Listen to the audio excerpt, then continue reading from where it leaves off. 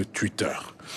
Le juge Mamadou Badio Camara s'est éteint à l'âge de 73 ans, président du Conseil constitutionnel.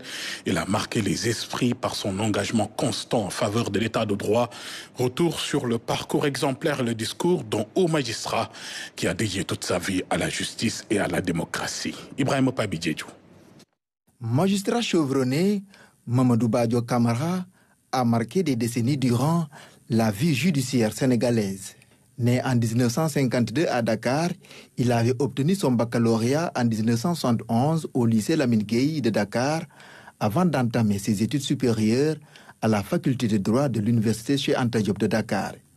Il y sort avec son diplôme de licence, puis intègre l'ENA en 1975. Au bout de 2 ans, il empoche son brevet de magistrat et de là, c'est parti pour une carrière de magistrat. Son premier poste fut celui de substitut du procureur de Dakar en 1977. Auparavant, il a eu à occuper de nombreuses et importantes fonctions dans la juridiction sénégalaise. Sa nomination en 2022 à la tête du Conseil constitutionnel l'avait davantage révélé au grand public.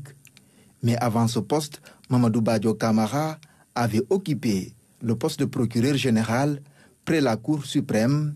Il fut aussi ancien procureur près le tribunal régional de Kaolack. Il fut aussi procureur adjoint au tribunal régional hors classe de Dakar. En 2024, il avait eu l'honneur, en sa qualité de président du Conseil constitutionnel, d'installer le président de la République, son Excellence Bassirou Diomaye Diakhar Faye.